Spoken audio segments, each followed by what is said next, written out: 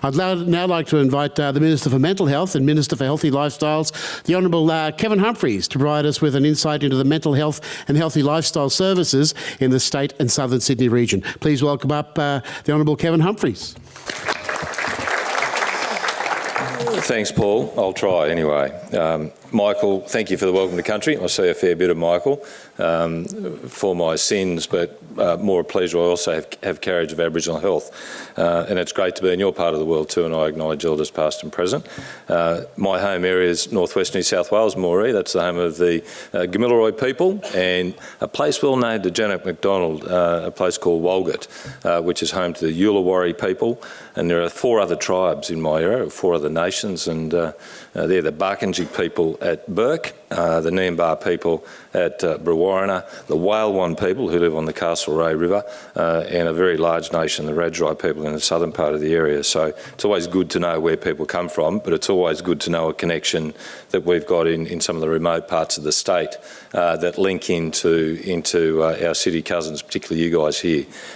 You're a tertiary centre of excellence in many fields. In my part of the world, we don't have those services, so it's all about staying connected. And Janet, thank you for the work that you're doing in Aboriginal health. And we've still got a long way to go, but it's improving, there's no doubt about that.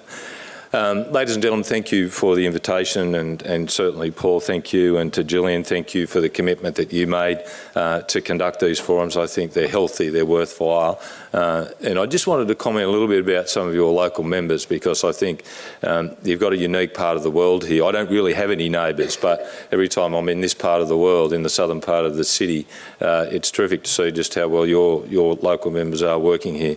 And I just wanted to comment on some of the things that I've visited, or visits I've been involved with people like Mark Curé.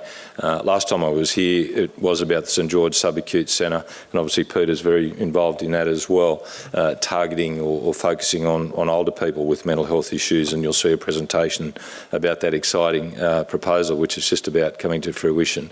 The other issues I've dealt with Mark here, Mark has a passion for men's sheds, and you'll get the picture in a minute in that we were here 3 years ago, I think, in opposition, looking at a home for the St George men's shed, and that was from the good work of a local GP here, who saw that if there was a social place where men could stay connected in their community, in their social context, they weren't going to present to the GP, and they necessarily weren't going to present to an inpatient hospital unit around issues of isolation and mental health. So Mark's done a fantastic job there. These guys have a home now in this part of the world, not far from here, and I can guarantee you what they're doing and the affinity that they've developed in this local area will keep them out of the health system. And for the ladies, we are growing older. Men are getting older, but you don't necessarily want us in the home all the time. So I think men's sheds are going to be one of those things that will continue to grow. The important thing is, if the government built a men's shed in the main street here in Hurstville, brand new and shiny, I can guarantee you no one would come along. These are organic, it's about communities helping communities, and I think the important mental health message for people like myself is keeping people connected. So you might get the picture that my job is to keep people largely out of hospital, and Gillian's job is to deal with people once they get in and they need that specific type care. So Mark, thank you for the work that you're doing there.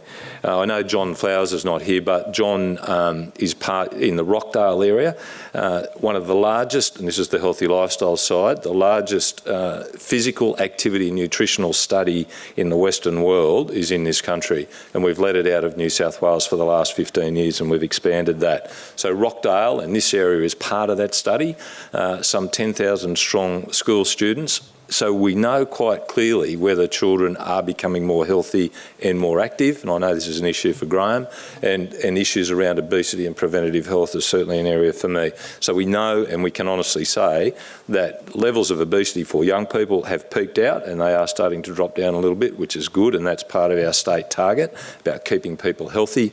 But one of the issues that we've got is that people in the adult age group are not necessarily meeting those targets, so we've got a bit of work to do there. but you're part of a study that is world class. Melanie, last time I saw Mel, was only recently out at Liverpool, and that was opening the subacute unit there, some 20-bed additional subacute or step-down facility, and that's improving the network. And St George will be part of that in your area to make sure that people are supported before they reach a crisis point.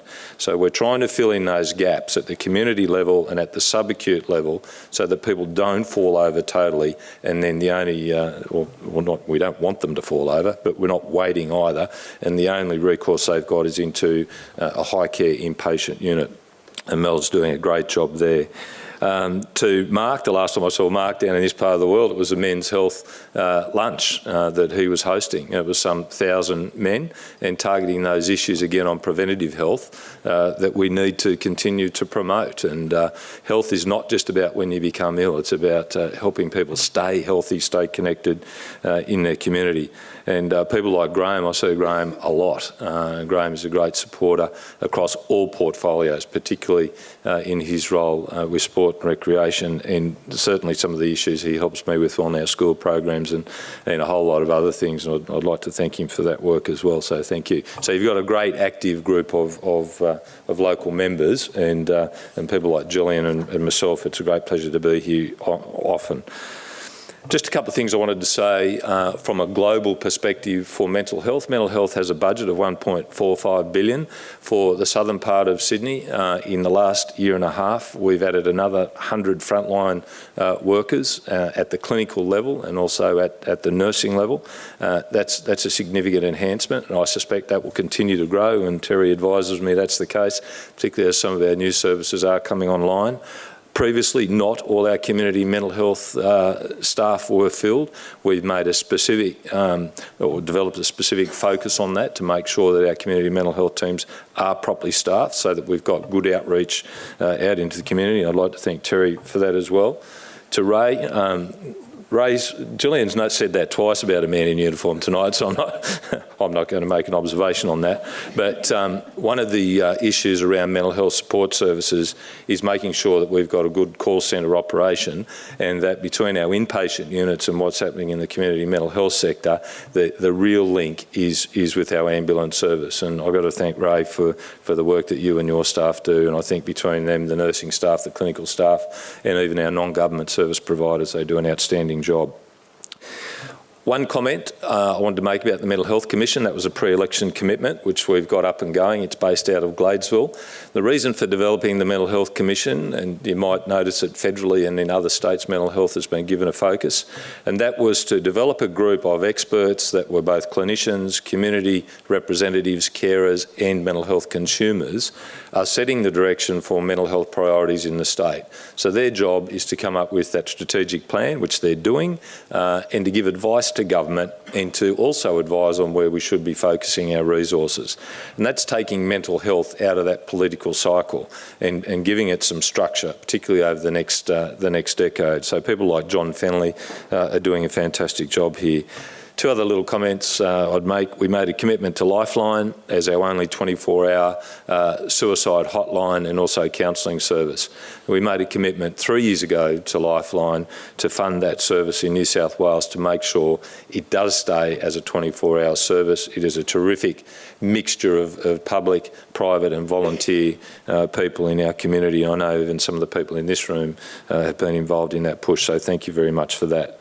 A new initiative we've developed with the federal government is HASI, the Housing Accommodation Support Initiative, and that's providing mental health wraparound support services to people living in their community and in their context. We know people stay well longer if they're with their family, if they stay in their social setting, if they stay at work.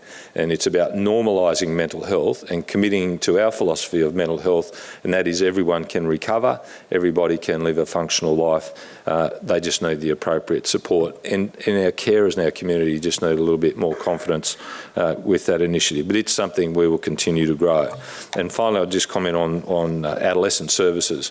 And whilst Headspace is largely a federal initiative, we do work with the federal government on that front, and you'll see additional adolescent services ramping up in this part of the world quite significantly over the next 12 months, particularly in places like Cronulla in places like Liverpool, which is currently being developed, Bankstown not too far away from here, and also a little bit further to the north in Bondi. So the adolescent support services are growing, the community mental health support services are growing, our transitional and subacute program is growing, and I'd just like to say that as a health district, Terry, you and your colleagues and the board, Peter, have got to be congratulated, because I think you're doing an excellent job working with the community. Well done.